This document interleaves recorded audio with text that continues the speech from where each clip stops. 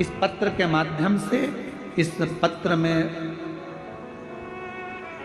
उनकी मां प्रीति देशमुख से एक बार जाकर पूछना कि जिस बेटे का शरीर काम करना बंद कर दिया हो, जिसकी आंखों से दिखना बंद हो गया हो, जिसकी श्रवण शक्ति, बुद्धि, हाथ पैर सब शिथिल होते चले गए हों, तो उस माँ से पूछना कि बेटे की हालत देखते देखते उस माँ की दशा क्या होती होगी।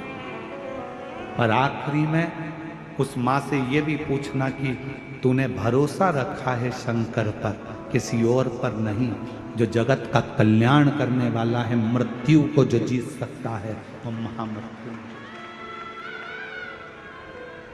डॉक्टर ने इस पत्र में, बहन लिख रही है, डॉक्टर ने कह दिया था ये कभी नहीं देख सकता, जैसा है अब आंखों से कभी नहीं देख सकता, नहीं सुन सकता, पर एक विश्वास, एक भरोसा यदि शिव पर है, विश्वास है, भरोसा है, तो शिव शिव।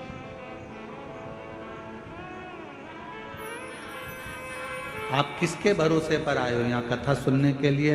सियोर वाले महाराज के भरोसे पर मत आना। आपको सियोर वाले से कोई मतलब होना भी नहीं चाहिए। सियोर वाले कुबेरेश्वर बाबा से मतलब रखो, पर सियोर वाले पंडित प्रदीप मिश्रा से मतलब मत रखो। आपका जुड़ाव होना चाहिए शंकर से। जगत गुरु शंकराचार्य जी ने अपने से नहीं जोड़ा लोगों को, जगत गुरु शंकराचार्य जी ने शंकर से जोड़ा दुनिया के। और रायगढ़ के गहिरा गुरु जी ने भी बस एक ही काम करा कि खुद से नहीं जोड़ा। गहिरा गुरु जी ने कहा सत्यमय जीवन जियो, सनातन को पकड़ो और अपने भगवत भजन में शिव की भक्ति को लीन हो। शिव की एक आराधना गहिरा गुरु जी दिखाते हैं।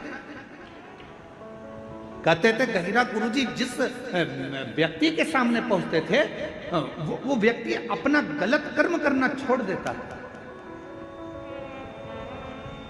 एक बार मालूम पड़ा गहिरा गुरु जी को अवस्था हो गई युवानी की। किसी ने कहा कि पास के गांव में बहुत लोग उत्पात मचाते हैं, वहां पर सुना है कि कोई भूत रहता है, कोई प्रेत रहता है, कोई पलित रहता है। गहिरा गुरु जी ने कहा भूत भी होता है? हाँ। तो गहिरा गुरु जी ने मन में विचार करा अगर भूत होता है तो भूतनाथ भी होता है। कई लोग हमारे पास आकर कहते हैं हमारे पड़ोसी को हवा लग गई है। हमने कहा मोबाइल की हवा है कि कंप्यूटर की हवा है? हवा कौन सी लगी? कहा कोई प्रेत हवा लग गई। फिर किसी ने कहा कोई हवा लग गई, प्रेत लग गया, भूत लग गया।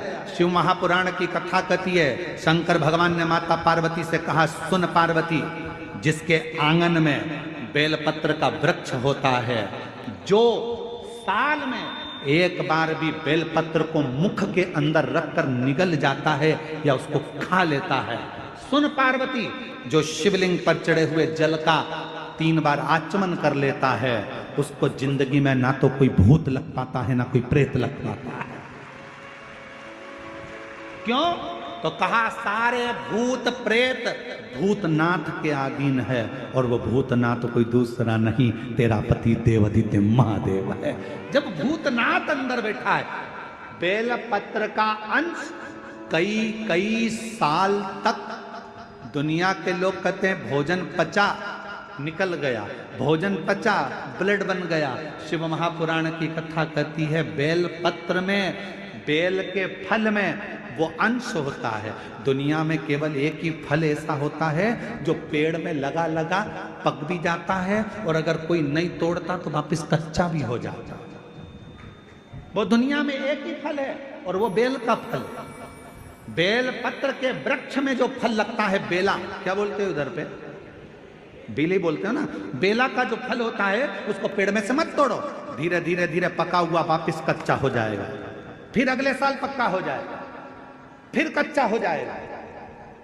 केवल दुनिया में एक ही वृक्ष है जिसका फल पकने के बाद वापस कच्चा हो जाता है।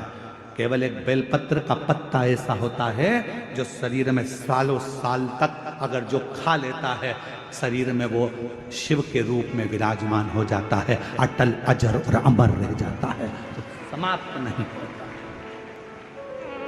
समाप्त नहीं होता।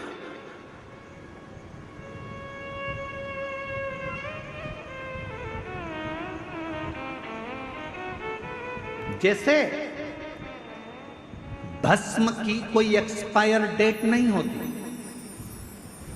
होती है क्या? अर्जुन के तो बोलो। तुम्हारे घर में लकड़ी जलाई, तुमने भस्म तैयार करी, चूल्हा जलाया, कंडा जलाया, गोबरी जलाई, और तुमने जो राख तैयार करी, कोई तुमसे पूछे राख कब एक्सपायर होगी? राख की, भभूति की, भस्म की कोई एक्सपायर डेट नहीं होती।